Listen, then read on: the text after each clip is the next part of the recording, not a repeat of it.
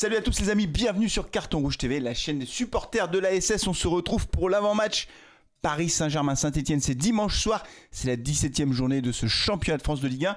Et c'est le dernier match des matchs allés. On sera à la mi-saison dimanche soir. Après ce match-là, c'est un match dont on va parler évidemment dans cet avant-match. On va évoquer ensemble cette équipe du Paris Saint-Germain qui est en tête du championnat. Cette équipe de l'AS Saint-Etienne où l'espoir est revenu après la victoire face à Reims. On va évoquer tout ça. Mais avant tout les amis, petit concours. Bah oui. Je lance le concours des pronostics avec 2 écharpes à gagner. Il y a Gisèle qui me regarde avec des grands yeux juste à côté parce qu'elle ne savait pas que j'allais lancer ce concours. Carton Rouge TV, l'écharpe elle est là, il fait froid, donc je vous propose de gagner 2 écharpes. Donc ce qu'on va faire, c'est que vous allez mettre en commentaire votre pronostic pour dimanche soir. Il faut avoir le score exact. Hein. Le but c'est d'avoir le score exact. Si personne ne met le score exact, pas de gagnant. Hein. Bah oui, c'est comme ça. Il y en a 2 à gagner. S'il y a beaucoup de gagnants, imaginons que vous soyez 4 ou 5 à avoir trouvé le bon résultat. La victoire de Saint-Etienne, par exemple, 3-0 au Parc des Princes. On ne sera peut-être pas 4 hein, dans ce cas-là. À ce moment-là, je ferai un tirage au sort parmi les gagnants pour en désigner 2. Si vous faites partie des gagnants, contactez-moi par mail. Vous contactez directement via la chaîne, de telle sorte que moi, je puisse communiquer avec vous par la suite et récupérer votre adresse et vous envoyer cette magnifique écharpe Carton Rouge TV. Voilà, ça c'est fait les amis. C'est pour le concours. Bon, c'est pour fêter la fin de cette première partie de saison et puis c'est tout. Et puis l'espoir est revenu du côté stéphanois, donc on a plutôt le sourire.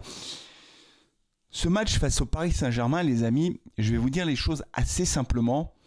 Je n'en attends pas grand-chose. Ou en tout cas, j'ai le sentiment que c'est pas avec ce match que se joue l'avenir de l'AS Saint-Etienne en Ligue 1. Alors évidemment, si on va faire un résultat au Parc des Princes, si on ramène le match nul, ce sera formidable et ce sera un résultat remarquable. Mais si on perd, en fait, c'est pas très grave. Le vrai match important, c'est celui de la semaine d'après. C'est face à Nantes à domicile. D'ailleurs, au moment où j'enregistre cet avant-match, Nantes est en train de mener face à Monaco. On est quasiment à la mi-temps. Nantes mène 1-0. Et si Nantes gagne, Nantes nous repasse devant au classement et on redevient barragiste. Donc le vrai match important, c'est le samedi d'après. Après, on ne sait jamais. Dans le foot, il peut se passer plein de choses. Même si c'est vrai que sur le papier, c'est quasiment mission impossible. Le Paris Saint-Germain est en tête, aucune défaite depuis le début de saison, simplement 4 matchs nuls, 12 victoires, 44 buts marqués, donc c'est plus de 2 buts et demi par match.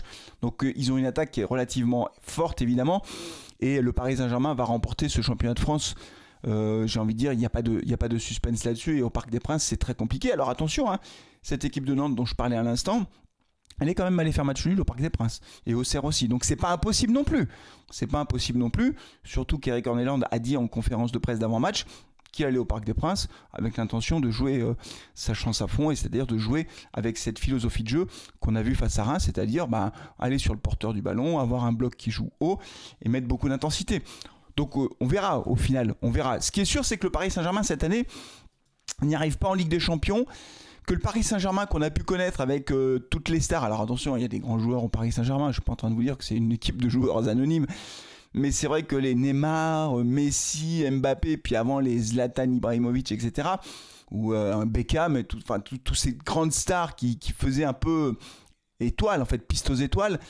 On voit que le Paris Saint-Germain est dans une nouvelle phase aujourd'hui, avec du Barcola, avec des joueurs Barcola qui a marqué quand même 10 buts depuis le début de saison, donc attention. C'est une équipe effectivement qui est en train de se construire avec une philosophie différente de ces dernières années. Même si en Ligue des Champions ça ne porte pas ses résultats, en championnat, ils sont loin devant en fait. Donc voilà. Donc sur le papier, ce match est déséquilibré. Sur le papier, la Saint-Etienne devrait perdre. Mais on ne sait jamais. Du côté stéphanois, il y aura des absents. On les connaît, hein, les absents, Masson, Wadji, enfin il y a toujours les mêmes absents. À noter quand même que on a également Monconduit et Mouefek qui ne devraient pas faire partie du déplacement. Pour le reste, je crois qu'on aura à peu près la même composition que face à Reims. À noter que David Tachvili sera sûrement dans le groupe puisqu'il a repris l'entraînement cette semaine. Vous vous souvenez qu'il avait été malade juste à la dernière seconde face à Reims, donc il n'a pas été dans le groupe. Il avait été remplacé par Fomba dans le groupe, mais là je pense que David Tachvili sera dans le groupe. Est-ce qu'il va retitulariser Cafaro? Est-ce qu'il va mettre David Tachvili à la place? On verra. Bon, Stassin sera devant sans aucun problème. Dans le 11 de départ, je crois pas qu'il y ait beaucoup de surprises à attendre. La défense stéphanoise sera la même avec Nadé Batu-Binsinka, Petro et Apia. Et au milieu de terrain, je pense que Ekwa, Bouchouari et Mouton ont toutes les chances de démarrer ce match. Je pense qu'on restera dans le même dispositif. Encore une fois, la philosophie d'Eric Orneland est simple, c'est on joue à fond. Et donc il n'a pas de raison de changer de dispositif face au Paris Saint-Germain. On verra ce que ça donne. Hein. Alors ça c'est c'est encore une fois, c'est peut-être même un vrai match test. Quand je dis que je n'en attends rien, c'est d'un point de vue statistique, enfin d'un point de vue comptable. Voilà, au classement, je m'attends pas à ce qu'on ramène des points du Paris Saint-Germain, du Parc des Princes. Mais pour autant, j'ai envie de voir cette équipe de l'AS Saint-Etienne, new look si je puis dire, avec Eric Orneland à la tête, faire un déplacement difficile au Parc des Princes face à la meilleure équipe de Ligue 1 qui va remporter le titre. On va voir ce que ça donne, on va voir si les joueurs sont capables d'hausser leur niveau de jeu. Là, je ne pense pas qu'on aura la même possession de balle que face à Reims, parce qu'évidemment, Paris prendra le jeu à son compte, et ils ont des joueurs qui sont hyper rapides, hyper techniques, donc ce ne sera pas du tout la même chose que face à Reims. Après, comme je vous le dis, depuis le début de l'année, et l'inflammade à laquelle on assiste côté stéphanois, ne nous trompons pas les amis, notre objectif à nous c'est le maintien. Et encore une fois, c'est pas gagné, ce sera difficile jusqu'au bout. Du point de vue du mercato, pour l'instant il ne se passe rien, on n'a pas eu de signature, peut-être qu'il y en aura dans les jours qui viennent. Moi je pense vraiment qu'il faut renforcer l'équipe parce que sinon on aura de grosses difficultés dès qu'on aura un suspendu ou un blessé. Pour terminer, alors n'oubliez pas les pronostics, bien sûr, n'oubliez pas de liker la vidéo bien entendu, mais pour terminer, j'ai quand même aussi envie de vous poser une question, parce que le Paris Saint-Germain, ça fait très très très longtemps qu'on ne les a pas battus. J'avais vu cette stat, je ne sais plus sur quel site dédié à la SS, ça fait 26 matchs sans victoire face au Paris Saint-Germain.